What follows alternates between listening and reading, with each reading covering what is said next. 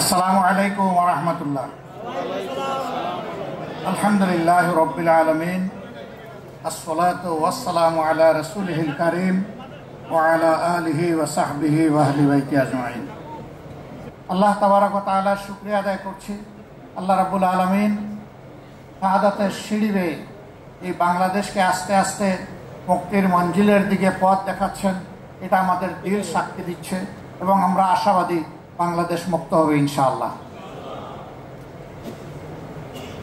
কিছু ইতিহাস মানুষের জন্য হয় আনন্দের, কিছু হয় বিষাদের, আর কিছু হয় গৌরবের। বিশেষ করে জাতিকে মুক্তি করার আন্দোলনে যারা জীবন দেন, অতীতেও এরকম যারা দিয়েছেন, 47, 71, 52, সর্বশেষ এই 24-এ যারা জীবন দিয়েছেন, তাদের ইতিহাস হচ্ছে গৌরবের ইতিহাস। শহীদ পরিবারগুলোর জন্য কান্নার ইতিহাস, দেশবাসীর জন্য আল্লাহ শুকরিয়া আদায় করার ইতিহাস। 24-এর 5 আগস্টের আগ পর্যন্ত এরকম একটা আয়োজন আমরা কিংবা কোনো বিরোধী দল কল্পনাও করে নাই।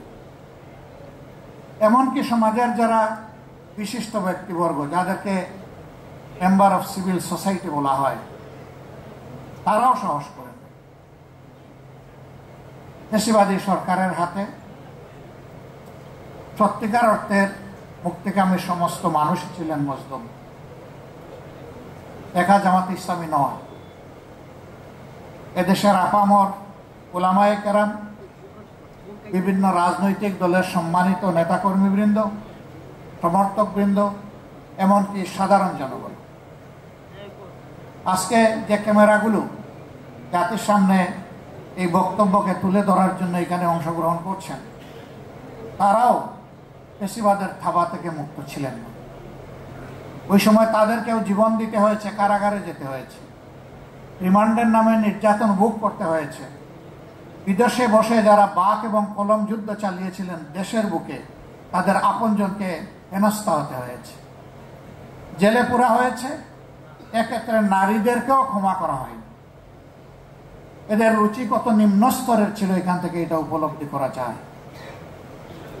সেই বন্দিদশা থেকে, শ্বাসরুদ্ধকর অবস্থা থেকে যারা নিজেদের পবিত্র জীবনটা বিলিয়ে দিয়ে আমাদেরকে এমন একটি পরিবেশ করে দিল, আমি তাদের সকলের প্রতি হৃদয়ের ভিতর থেকে গভীর শ্রদ্ধা এবং আন্তরিক কৃতজ্ঞতা জ্ঞাপন করছি। মহান মাহবুদের দরবারে দোয়া করি, আল্লাহ তাআলা তাদেরকে শহীদ হিসাবে কবুল করুন। সম্মানিত ভাই ও বন্ধুগণ, দেশ আমাদের সকলের, যে কথাটা আমরা সবসময় বলে আসি, কিন্তু দেশের পাহারাদারি করার দায়িত্ব নির্বিশেষে সকল নাগরিকের। এই কাজ কিছু লোক করে, আবার কিছু লোক নাগরিকের শান্তি কেড়ে নেওয়ার জন্য অপকর্মে লিপ্ত হয়। অপকর্ম যারা করে তারা এটাকে পেশা হিসাবে বিবেচনা করে, একসময় তারা অধিকারের মতো মনে করে, আর বাকি জনগণকে তারা তাদের প্রজা ভাবে, নিজেরা রাজা হয়ে বসে। কিন্তু গাছের গোড়ায় যখন ঝাঁকুনি দেওয়া হয়, ওই ডালে ডালের রাজারা তখন উড়ে গিয়ে অন্য জায়গায় পড়ে যায়। এটা গাছের তলায় পড়ে না, বহু দূরে গিয়ে পড়ে। কিন্তু ক্ষমতায় যখন থাকে তখন তারা সদর্পে অনেক দাম্ভিকতা প্রদর্শন করে। আল্লাহ তাআলা এই সমস্ত দাম্ভিকদেরকে ছাড় দেন, কিন্তু আল্লাহ তাআলা ছেড়ে দেন না। অতীতের এইরকম স্বৈরাচার ফ্যাসিস্ট যারা ছিল, তাদের নাম বিভিন্ন ধর্মগ্রন্থেও অঙ্কিত হয়ে আছে। একই পরিণতি সবার ভোগ করতে হয়েছে। কিন্তু ইতিহাসের দুর্ভাগ্যজনক শিক্ষা হচ্ছে যে ইতিহাসের করুণ পাঠ পড়ে কিন্তু ওখান থেকে শিক্ষা নেয় না।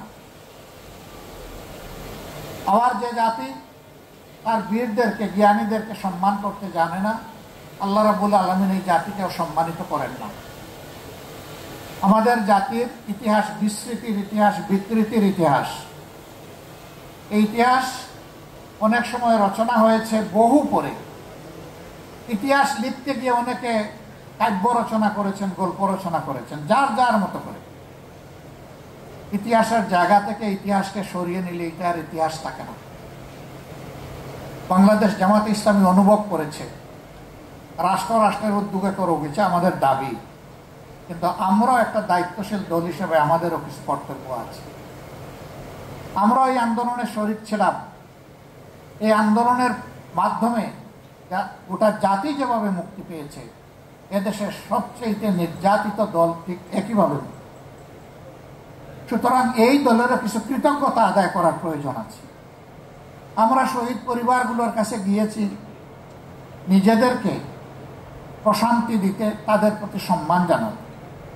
দোয়া করতে যাইনি, দোয়া নিতে গিয়েছি, কারণ তারা বড়ই সৌভাগ্যবান যে তাদের পরিবারের সদস্যকে জাতির জন্য, আল্লাহর জন্য তারা উপহার দিয়েছে। এই পরিবারগুলোকে আমি গভীর কৃতজ্ঞতা জানাই, অভিনন্দন জানাই। আল্লাহর দরবারে দোয়া করি আল্লাহ তাআলা তার গায়বী খাজানা থেকে প্রশান্তি দিয়ে তাদের সমস্ত হৃদয়কে পরিপূর্ণ করে দিন। আল্লাহ তাদেরকে ধৈর্য ধরার তৌফিক দান করুন। আল্লাহর কাছে দোয়া করি আজীবন যেন এই পরিবারগুলোর প্রতি আমরা কৃতজ্ঞ থাকতে পারি এবং সম্মান দেখাতে পারি। আল্লাহ সেই শক্তিটাও যেন আমাদেরকে দান করে। আমার বন্ধুরা যে সমস্ত দাবি এখানে উত্থাপন করে গিয়েছেন, আমি আর এগুলার পুনরাবৃত্তি করছি না। আমি কিছু বিষয়ে ক্ষমা চাচ্ছি।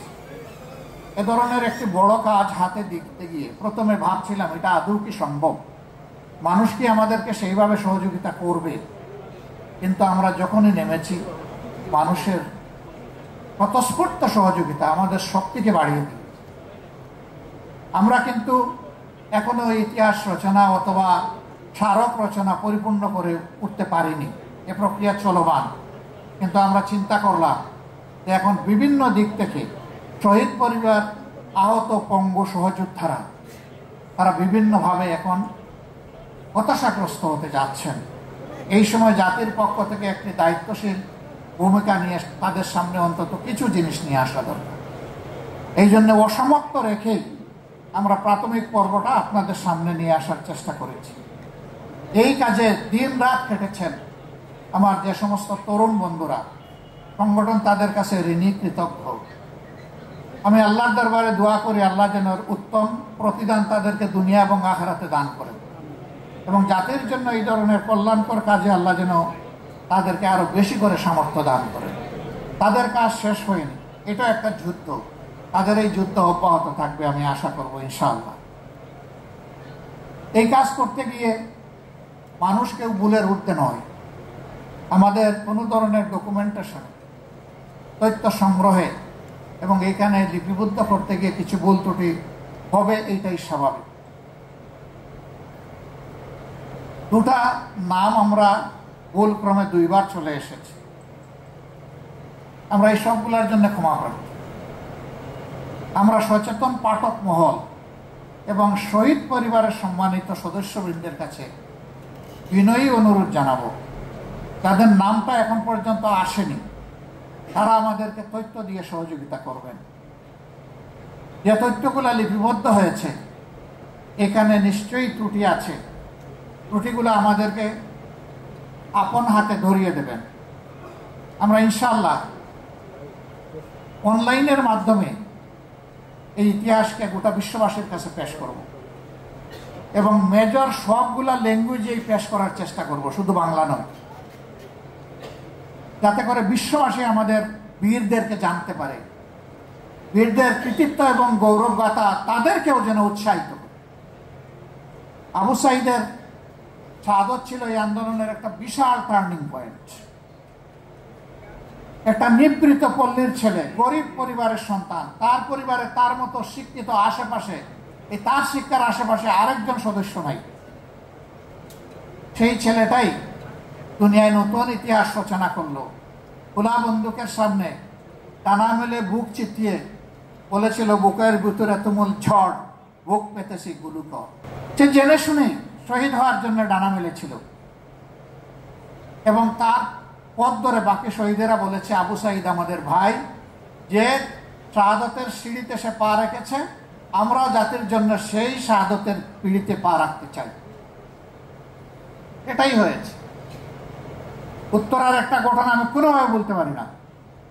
7-8 বছরের একটা শিশু হাতের মধ্যে ইটের টুকরো নিয়ে নেমেছে, তেড়ে যাচ্ছে পুলিশের দিকে। যুবকরা তাকে হাতে ধরে থামানোর চেষ্টা করতেছে, এই তুমি কোথায় যাও? বলে আমি আন্দোলনে নেমেছি, আমি প্রতিরোধ করতে চাই, প্রতিঘাত করতে চাই। কেন এসেছো? আন্দোলন করতে এসেছি। কি জন্য তোমার আন্দোলন? ওরা আমার ভাইকে খুন করেছে। কে তোমার ভাই? আবু সাইদ আমার ভাই। তোমার বাড়ি রংপুর? না, আমার বাড়ি ঢাকা। তাহলে আবু সাইদ তোমার ভাই হয় কিভাবে? যে জাতির জন্য জীবন দিয়েছে সে আমার ভাই হবে না তো ভাই হবে কে? তারা বলেছে বাবা তোমার আন্দোলন হয়ে গেছে, তুমি যাও, আমরা আসি। ঝাঁকি মেরে ছেলেটা বলল, ছাড়েন আমার হাত, আপনার আন্দোলন আপনি করেন, আমার আন্দোলন আমাকে করতে দেন। আবার এই যুবক বন্ধুরা বলেছে যদি গুলি এসে অফুড় অফুড় করে দেয়, যে আমি শহীদ হয়ে যাব, তোমার মা বাবা কাঁদবে না? বলে না, কাঁদবে না। আজকে ঘর থেকে বের হওয়ার সময় বলেছি আমি যদি শহীদ হয়ে যাই তোমরা আমার জন্য কেঁদো না। এই ছোট্ট শিশুর মনে এই কথাগুলো কে জাগাই দেয়? এটা তো শুধু আমি দেখি নাই, কোটি কোটি মানুষ এটা দেখেছে। টেলিভিশনের পর্দায়, সামাজিক মিডিয়ায় এগুলা চলে এসেছে। সম্মানিত বন্ধুগণ, এটা প্রমাণ করে জাতি কতটা নির্যাতিত ছিল, মজলুম ছিল। সেই মজলুম জাতিকে যারা পথ দেখিয়ে গেল তাদের প্রতি গভীর শ্রদ্ধা রেখে রাজনৈতিক দল এবং সকল অংশীজনের কাছে আমি কয়েকটা বিনীত অনুরোধ রাখতে চাই। তারা একটা বৈষম্যহীন বাংলাদেশ চেয়েছিল, একটা মানবিক সুন্দর বাংলাদেশ চেয়েছিল, দুর্নীতির দুঃশাসন মুক্ত বাংলাদেশ চেয়েছিল। তারা চলে গেছে, আমানত আমাদের ঘাড়ে। তাদের রক্তের দিকে একটু তাকান, তরতাজা সেই শিশু কিশোর যুবক নারী পুরুষের দিকে তাকান যারা জীবন দিয়েছে, তাদের দিকে তাকাইয়া বিপ্লবের সাথে অসঙ্গতিপূর্ণ এমন কোনো উপকর্ম মেহেরবানি কেউ করবেন না। যদি করেন শহীদদের আত্মা কষ্ট পাবে, তাদের রক্তের অপমান করা হবে। আর জীবিত শহীদ যারা পঙ্গু হয়ে আছে তারা ভীষণ কষ্ট পাবে, তারা অভিশাপ,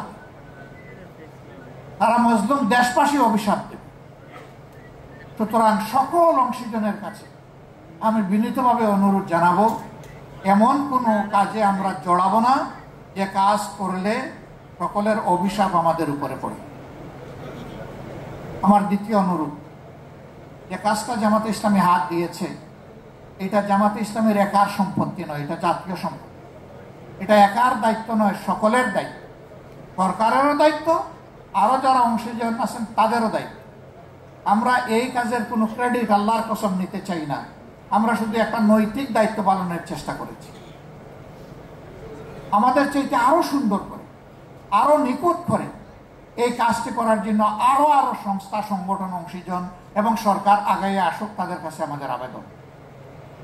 তাহলে আমাদের এই ভূমিকা নেওয়াটা সার্থক হবে। এবং সেই ক্ষেত্রে আমরা কথা দিচ্ছি আমাদের পক্ষ থেকে সর্বাত্মক সহযোগিতা আমরা তাদেরকে করব। আজকে যারা বিভিন্ন জায়গা থেকে আমাদের সাথে অংশগ্রহণ করেছেন তাদের সকলের প্রতি আমি আবারও কৃতজ্ঞতা জানাচ্ছি। আসুন আমাদের শহীদদের স্বপ্ন বাস্তবায়ন, একটি সৌম্য সৌন্দর্যের বাংলাদেশ, বৈষম্যহীন, দুর্নীতি দুঃশাসন মুক্ত বাংলাদেশ, সর্বোপরি বলবো একটি মানবিক বাংলাদেশ গড়ার জন্য আমরা এগিয়ে যাই। যারাই অংশগ্রহণ করেছেন, আমাদের দাওয়াতে এসেছেন, ঢাকা এবং ঢাকার বাইরে, সকলকে আবারও আমি আন্তরিক অভিনন্দন এবং ধন্যবাদ জানিয়ে আমরা এখন সেই স্মারক গ্রন্থটির ইনশাআল্লাহ মোড়ক উন্মোচন করব। আমরা সকলকে, সংশ্লিষ্ট সকলকে এখানে অংশগ্রহণ করার জন্য আন্তরিকভাবে আহ্বান জানাচ্ছি।